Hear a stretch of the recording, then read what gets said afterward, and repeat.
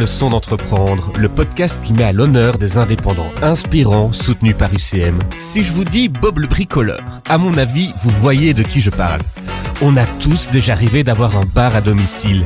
Et tant qu'on y est, rajoutons une baraque à frites, un stand photo et même l'atelier du Père Noël. Alors ça peut paraître un peu utopique, mais un homme a réussi à faire tout ça. Alexis Phronistas, le fondateur de la Caravan Pass. Depuis 2015, il retape d'anciennes caravanes qui sont ensuite utilisées dans des événements aux quatre coins de la Wallonie. Ne bougez pas, on en parle tout de suite dans Le Son d'Entreprendre. J'accueille donc Alexis Phronistas aujourd'hui. Bonjour Alexis, comment vas-tu ? Bonjour Clément, très bien, merci. Est-ce que je peux te demander comment est-ce que tu es venu jusqu'au studio d'enregistrement aujourd'hui, en caravane ? Non, pas en caravane, dans un véhicule qui permet de tracter des caravanes. Donc oui, plus sérieusement, tu es le fondateur d'une société très particulière qui s'appelle la Caravan Pass. C'est quoi exactement ? Alors c'est bien ça, la Caravan Pass, depuis 2015, on s'amuse et on s'anime autour de caravanes anciennes de camping qu'on récupère ou qu'on rachète et ensuite que l'on rénove pour en faire des structures pour événements. Et tu as combien de caravanes aujourd'hui ? On est à plus ou moins 80 caravanes et remorques tout confondu. Et ça veut dire que tu en as retapé 80 ou il y en a déjà qui sont plus en état ? Donc on a en fait sur ces 80 véhicules, on en a une quarantaine qui sont transformés pour les événements. Et puis on a une dizaine de caravanes de collection qui tournent dans des films, dans des séries ou sur des événements. Et ensuite on a toutes des petites remorques ici qu'on a transformées ici en structure d'animation foraine pour un nouveau projet. Et les caravanes que tu retapes, tu les retapes pour qui ? Pour toi ? Pour des entreprises ? Alors quand j'ai commencé l'activité, donc j'ai récupéré quelques caravanes que j'ai transformées en structures pour événements, qui ont ensuite été mises en location pour les événements, donc type festival, mariage, événements familiaux, des événements d'extérieur.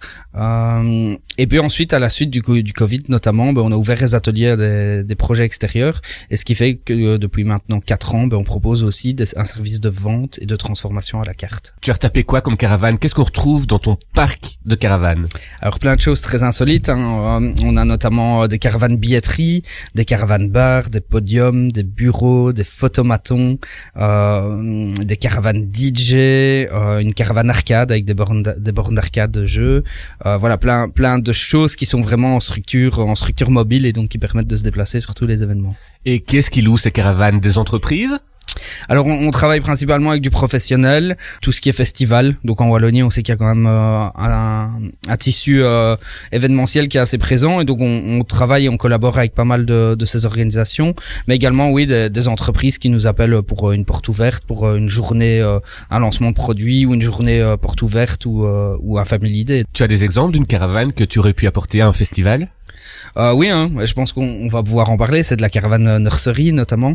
Ouais. Donc cette caravane nursery, c'est un véhicule qui a été transformé en nursery mobile, donc pour changer les enfants et proposer un espace de change qualitatif sur les événements, qui a été fait en collaboration avec Camille, donc la caisse d'allocation familiale de l'UCM.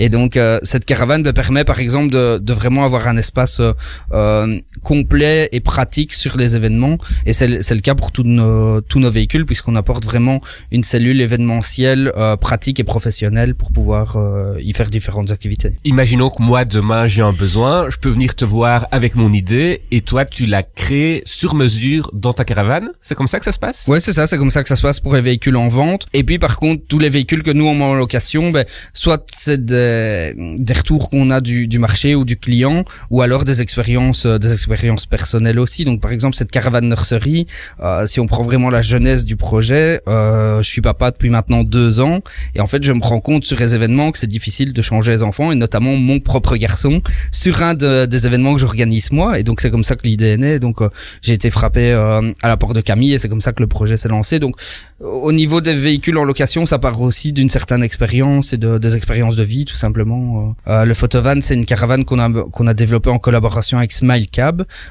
Donc eux en fait font des bornes photo, nous on fait des caravanes. On a mis le produit ensemble en 2018, et depuis on a 2 caravanes photomatons qui tournent tous les week-ends sur des événements.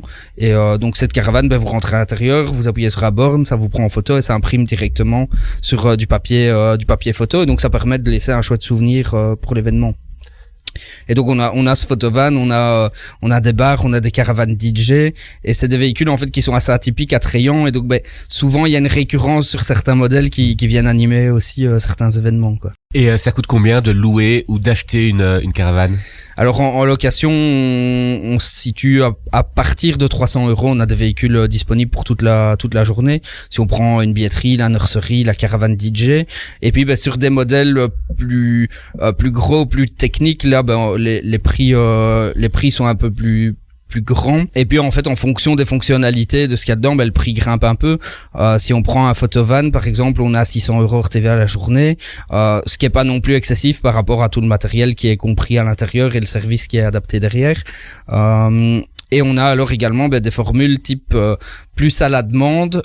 Si on prend par exemple une caravane bar, on a une formule qui s'appelle le bar à domicile, et donc c'est de la caravane, les boissons, les serveurs qui viennent sur un événement. Et si je veux t'acheter une caravane, ça coûte combien? Je vais dire qu'on est à partir de 15 000 €, on peut avoir un véhicule. Alors parfois c'est vrai qu'on a des retours en disant c'est assez excessif comme prix, parce que forcément les véhicules nous sur lesquels on travaille, c'est des véhicules qu'on va peut-être aller acheter 500 ou 600 ou 1000 € peut-être grand max, mais en fait c'est des véhicules sur lesquels il y a énormément de temps de travail. Donc si on prend un véhicule moyen en transformation, on va travailler entre 200 et 300 heures plus ou moins sur le véhicule, donc ça représente quand même déjà un certain temps, parce qu'en fait on refait complètement tout à neuf. Donc il y a du travail de peinture, de menuiserie, de mécanique, d'électricité, etc. Donc il y a vraiment plein de corps de métier qui s'articulent autour de ces véhicules. Et puis après, une fois que le véhicule est fait, c'est un véhicule, c'est un outil professionnel en fait. Donc c'est quelque chose qui peut être amorti sur plusieurs années et qui permet aussi vraiment d'avoir une plus-value par rapport à l'organisation ou l'entreprise qui s'équipe d'un tel véhicule. Tu fais tout toi-même ou tu as des collaborateurs pour les différents aspects de la rénovation de la caravane? Il y a eu pas mal d'années d'expérience où là j'ai commencé tout seul, et puis maintenant l'équipe en fait au fur et à mesure s'agrandit. Donc ça fait 2 ans maintenant qu'on a intégré Dylan dans l'équipe. Alors son parcours lui il est très chouette et atypique aussi, parce qu'on fait au maximum dans l'atypique chez nous. Donc mais donc en gros Dylan il vient en fait, donc moi je suis issu de la formation en alternance. Je suis nommé artisan de l'année en 2020. Je rencontre la big boss de l'IFA-PME et je lui dis c'est super chouette, mais moi j'aimerais bien aussi avoir un apprenti chez moi. Et donc il n'existait pas de cours de formation de rénovateur de caravane. Et finalement on cherche en fait dans les archives de l'IFA-PME. Il se trouve qu'en 1970 il y avait une formation rénovateur de caravane et mobil-home. On ressort ce cursus, on le remet à jour, l'IFA-PME et la caravane passe ensemble. Et ce qui a permis en fait d'ouvrir une formation en alternance pour Dylan, qui est maintenant chez nous quoi, et qui est chez nous depuis 2 ans, qui s'épanouit super bien et qui continuera, je suis certain, l'aventure après avec nous.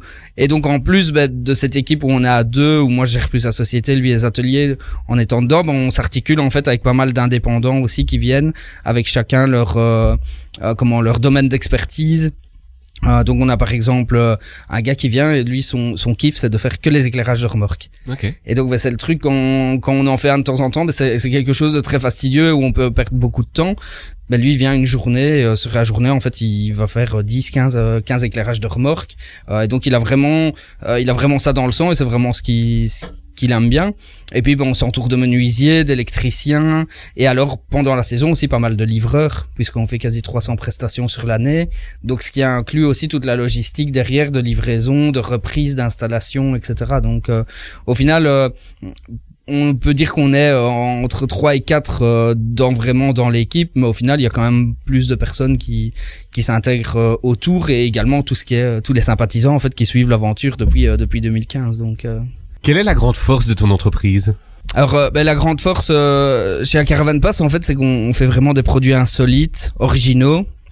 On est en fait quasi les seuls à faire des caravanes événementielles comme ça. Alors pas les seuls, puisque il y a toujours bien une association ou une entreprise qui a créé son véhicule insolite, mais actuellement en fait on est les seuls à proposer autant de services autour de véhicules et autant de véhicules différents aussi. Donc c'est là-dessus qu'on a une longueur d'avance, si je puis dire, mais c'est surtout qu'en fait on a un projet en fait qui est humain, qui est original et qui est écologique aussi, puisqu'on fait vraiment de la récup. Donc en fait on récupère des caravanes que plus personne ne veut, et si on ne récupère pas ces caravanes, généralement elles finissent à la déchetterie ou chez des ferrailleurs. Donc on arrive vraiment à redonner vie à certains véhicules, et je pense que c'est là aussi où il y a un côté un peu où il y a un peu un côté magique aussi. Donc on a parfois des personnes qui nous contactent en disant ben voilà, on a une vieille caravane, on partait en vacances avec nos parents, on ne l'utilise plus, venez la récupérer. Alors on leur fait un peu le suivi de l'historique, etc. Et donc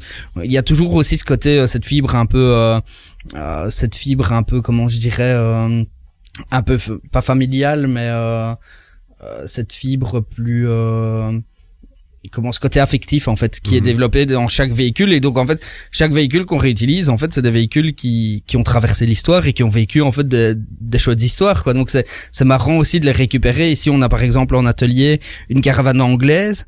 On est en train de démonter cette caravane, on tombe sur des pounds et des pennies, quoi. Ouais. Donc c'est voilà, on se rend compte en fait qu'il y a eu vraiment une vie avant. Et puis bon, on le perdure aussi la vie du véhicule, même si c'est pas dans la même fonctionnalité de camping, etc. Ben voilà, on continue à faire vivre ces véhicules aussi, et c'est un peu ça la magie aussi du projet, c'est de pouvoir redonner vie à des choses qui finalement étaient destinées à la poubelle, et de pouvoir les détourner complètement de leur utilisation, quoi. Ça t'a surpris à quel point cet aspect humain était important dans ton travail? Mais je pense qu'en fait une entreprise, s'il y a pas d'humain, il y a tout simplement pas d'entreprise. Donc il y a vraiment tout un écosystème en fait qui s'intègre aussi. Je parlais tout à l'heure des sympathisants, alors le projet est hyper farfelu, le projet est original, donc forcément ça attire un peu le regard, etc. Mais on a des gens en fait qui nous suivent, qui sont pas consommateurs chez nous, qui ne louent pas des caravanes pour mettre dans une fête, etc. Mais on a des mecs qui en fait viennent nous voir toutes les 2-3 semaines pour voir comment ça va, ce qu'on fait, comment ça se passe, si c'est chouette, si ils peuvent éventuellement nous renseigner un contact ou l'autre. Ils vont aller à leur boulot, ils vont en parler à leur boss de société en disant ah ben voilà, vous faites un événement, ben appelez-les. Donc c'est vraiment en fait tout ce tissu de partenariat et de sympathisants autour qui permet aussi de faire que la caravane passe aujourd'hui est ce qu'elle est. Au tout début, comment est-ce que tu t'es lancé dans cette aventure? Alors au tout début, moi en fait j'ai toujours été passionné par le monde de l'événementiel. Et donc depuis que j'ai 14-15 ans, je vais un peu dans tous les événements, donner des coups de main à gauche à droite. Je me souviens à Thoin, donc on avait une ASBL qui était là, qui organisait des événements. Je venais donner des coups de main après en sortant de l'école. Bon, quand t'es en 3e ou 4e secondaire et que tu sors de l'école et que le lendemain t'arrives en disant j'ai pas fait mon devoir parce que hier je servais des shops derrière un bar sur la place, ça le fait pas. Mais au final j'ai toujours été passionné en fait par ce monde de l'événementiel, de créer des lieux éphémères où les gens se rencontrent, où les gens vivent des moments de joie et de bonheur, parce que on fait rarement des événements tristes. Et donc j'ai eu l'opportunité d'acheter cette première caravane pour 50 €. En fait, c'est une caravane qui avait été utilisée dans un clip vidéo où ils cramaient des caravanes. Il y en avait une qui a pas été cramée, et donc j'ai dit ok, moi je la récupère. Et donc un peu dans cet esprit brocanteur aussi, quoi. Et puis je me suis rendu compte qu'on trouvait des caravanes pour quasi rien. À ce moment-là, c'est plus le cas maintenant, malheureusement. Mais et donc j'ai accumulé entre guillemets ainsi une première caravane, une deuxième, une troisième, une quatrième qui était dans le jardin de mes parents, et sans savoir trop quoi en faire. Et puis comme j'ai expliqué tantôt, avec mon 2015, le centre culturel, on a lancé cette première caravane Photomaton, à la base dans laquelle c'était un photographe humain qui s'asseyait dedans et qui restait pendant 8 heures dans une boîte noire. Maintenant, aujourd'hui, elle est complètement automatisée. Et donc, de là, en fait, je suis parti et j'ai décliné vraiment sur tout ce qu'on pouvait le faire. Et c'était, en fait, le sujet de mon travail de fin d'études, donc de mon TFE, dans le cadre de ma formation en alternance en conseiller en marketing. Et comment est-ce qu'on gère quand on a une idée comme ça et que tes proches te disent non, n'y va pas, c'est une mauvaise idée? Je pense qu'il faut y croire, et se donner en tout cas tous les moyens d'y arriver, de pouvoir mettre en place en tout cas son idée. Je pense qu'une personne qui a une idée, quelle qu'elle soit, à son niveau, peut toujours la réaliser. Et je vais souvent dans des conventions, pas des conventions, mais des expositions pour des étudiants ou autres, pour un peu expliquer mon parcours aussi.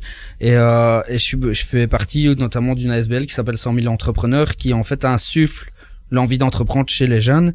Et c'est ce que j'explique toujours, c'est qu'en fait, même si vous avez une idée, en fait, osez, c'est tout. C'est pas commencer à se torturer la tête pendant des années, à se dire oui, je vais le faire comme ça, il faut foncer. Donc déjà rien que le fait d'oser le faire et de commencer à y penser, c'est déjà pour moi une réussite en soi. Et donc on peut commencer à lancer une entreprise avec quasi rien en fait. Moi, la première caravane que j'ai achetée, elle m'a coûté 50 €, quoi. Et t'en as fait quoi de cette première caravane? C'est le photomaton, donc qui est toujours encore aujourd'hui chez nous, qui est toujours en activité et qui tourne toujours tous les week-ends, quoi. Donc quasi 10 ans.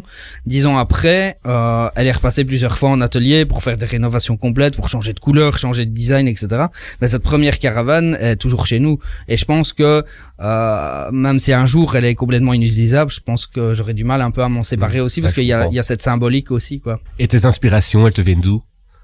Mes inspirations, sur les véhicules, en tout cas les plus classiques, type billetterie, DJ, podium, bar, etc. C'est des structures qui existent déjà en fait sur chaque événement. Et les modèles un peu plus spécifiques, notamment cette caravane nursery, j'ai expliqué, c'est plus des expériences personnelles ou des réflexions tout simplement. Et donc cette caravane nursery, c'est parce que je suis papa depuis 2 ans.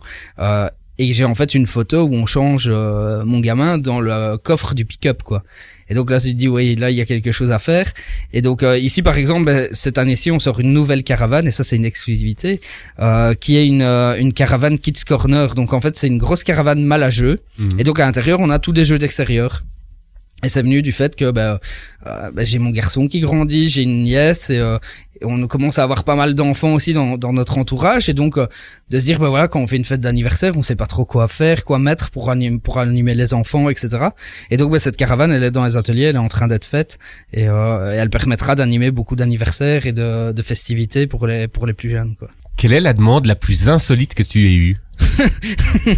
Ouais, on en a eu pas mal des demandes insolites, mais je pense celle qui était la plus incongrue, c'est au tout début de l'activité. Donc 2015, on lance la caravane pass, première caravane, on la transforme sans trop savoir ce qu'on allait en faire, etc. Dans le cadre de Mons 2015, on fait en fait un photomaton avec le centre culturel de Thoin. C'est là où l'activité a vraiment démarré. Et directement, j'ai un gars qui me sonne, il me dit j'ai vu que vous louiez des caravanes. Je dis oui, on commence, l'activité débute. J'aimerais bien une caravane à l'entrée de tel bois, nanana, pour rencontrer une dame, etc. Et je dis waouh, mais je dis stop, c'est pas du tout ce qu'on veut faire, quoi. Donc et en fait le gars avait lu la caravane pass, et donc il pensait que c'était des caravanes en fait de passe, quoi, des chambres d'hôtel de jour, quoi. Et donc on a dit non, on va pas trop faire ça, et donc on a mis un stop. Après, je pense qu'il nous rappelle aujourd'hui, on peut lui en mettre 10 sans souci, hein. Donc mais voilà, c'est vraiment une anecdote, et j'ai envie à la raconter parce que c'était vraiment incongru. Donc voilà, quand on lance son entreprise, il y a toujours des hauts, des bas, et là c'est tombé, mais je me demandais ce qui se passait, quoi. Je me dis mais non, fais pas ça. Ça te procure quoi de rénover une caravane? C'est la satisfaction, en fait, une fois qu'elle est terminée, et c'est de pouvoir toujours garder cet effet waouh. À chaque début de saison, en fait, on met un point important à pouvoir organiser un événement où on fait découvrir toutes les nouveautés. Et donc on invite tous nos clients, les partenaires, les copains à venir voir un peu toutes les nouveautés qu'on a sorties durant l'hiver, parce qu'on les transforme pendant l'hiver, et de pouvoir vraiment les présenter à la presse, à nos partenaires, etc.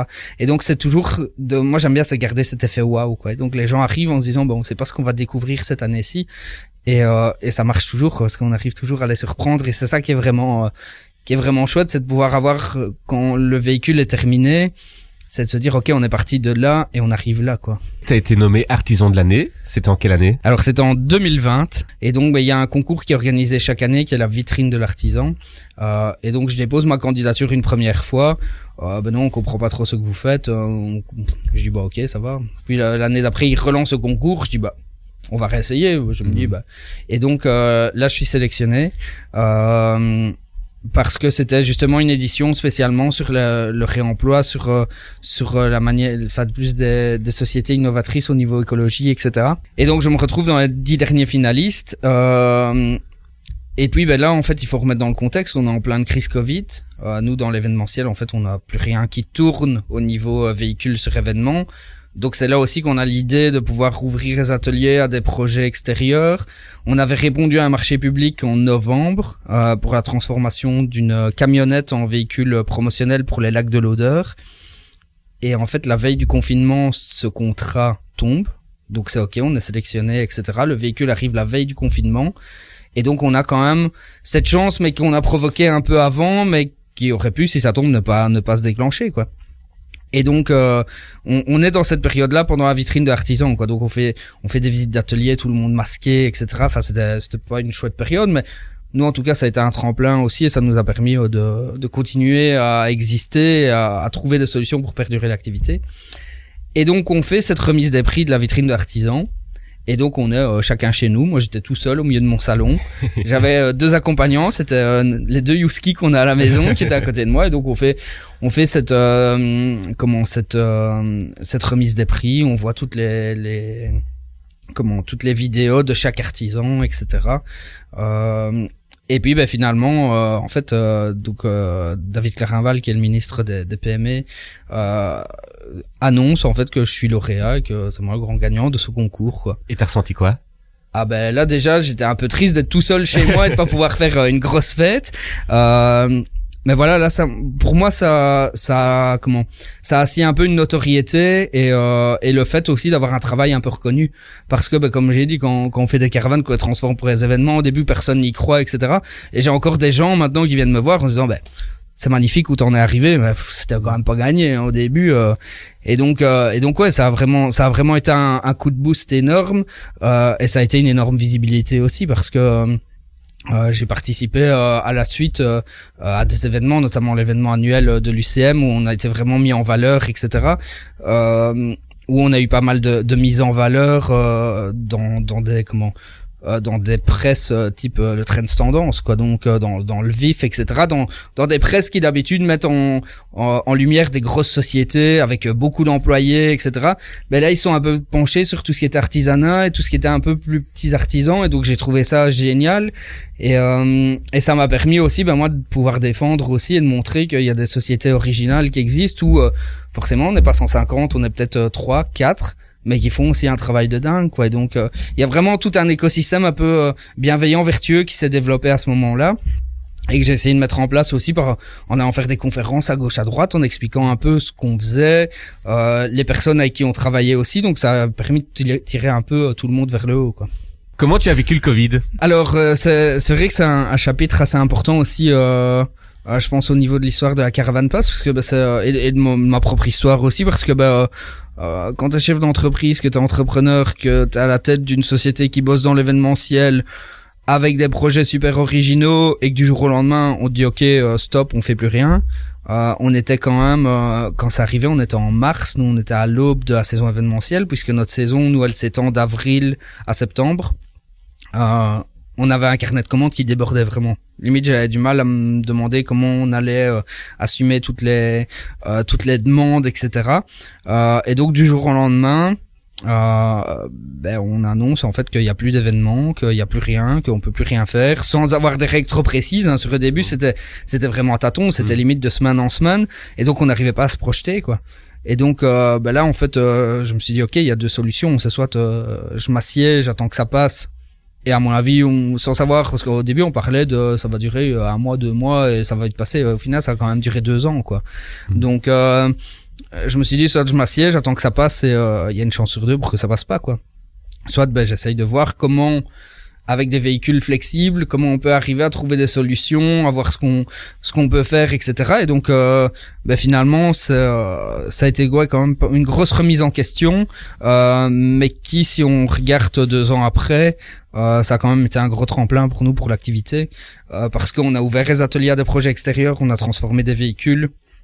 On a énormément d'associations ou d'acteurs du secteur culturel en fait qui nous ont contactés pour nous acheter en fait des caravansans ou pour nous louer nos véhicules, parce que sur certains moments de la période Covid, on pouvait faire des concerts à 50, à 100 personnes. Et donc là, on arrivait vraiment avec une solution efficace avec nos véhicules, puisqu'on pouvait s'installer en fait pour des petites jauges, quoi. Donc plutôt que d'ouvrir une salle événementielle, on venait placer une caravane podium devant ce centre culturel et on faisait un concert en extérieur, quoi. On a aussi mis des caravanes en location au lac de l'Odeur. Donc voilà, opportunité. On avait des caravanes qui étaient là, pas utilisées. Je suis ami avec un gestionnaire de camping. Et en fait, c'était le plein boom. Les gens voulaient partir un peu au vert, etc. On a mis 2 caravanes au lac de l'Odeur en location. Et ces caravanes, elles sont là depuis 3 ans maintenant, et elles sont louées chaque saison, quoi. Donc ça nous a permis de faire un tremplin, mais c'est vrai que ça a pas été Ça a pas été facile parce que c'est quand même c'était quand même chaud parce qu'on se dit ok, du jour au lendemain en fait tout peut s'arrêter, tout peut là où on se disait ok, on commence à avoir un rythme de croisière, c'est bien, on a plein d'événements, la caravane de place ça commence à être bien connu, et en fait on se rend compte que du jour au lendemain tout peut s'arrêter. Donc même maintenant je garde ces expériences en fait pour moi en me disant que oui, ok, aujourd'hui tout roule, c'est bien, on a pas mal d'événements, mais encore une fois tout peut s'arrêter demain et on n'a aucune emprise là-dessus. Donc c'est aussi qu'on profite aussi un maximum des événements où on va, des clients avec qui on collabore, etc. parce que rien n'est éternel, quoi. Donc Et ton entourage, comment il vit cette passion justement? Tu parlais de ta compagne. L'entourage en fait est très fier et est toujours un peu admiratif aussi. Si je prends l'exemple de mes parents par exemple, ils sont super fiers du truc, quoi. J'ai mon papa qui vient des fois m'aider dans les ateliers, etc. Donc là aussi au niveau personnel ça reste une réussite aussi parce que j'arrive à fédérer autour de ce projet des personnes qui me sont chères aussi. Ma compagne elle est super fière aussi, et c'est vrai que ça demande parfois des aménagements au niveau timing, etc. Surtout qu'on a un enfant maintenant depuis 2 ans, et donc ça demande quand même pas mal d'aménagements quand on est gérant de société, gérant de famille, si je peux dire ça aussi, hein. Donc on est d'accord qu'une famille gère pas de la même manière qu'une société, mais il y a toujours cette présence aussi qui doit être là, et donc c'est ça que maintenant de pouvoir déléguer certaines tâches à des sociétés extérieures ou à des entrepreneurs, à des indépendants, ou en ayant l'aide de stagiaires par exemple qui viennent chaque année chez nous, ça nous permet, ça me permet moi surtout personnellement de pouvoir dégager plus de temps et d'être plus dans le pilotage et la gestion du projet, quoi.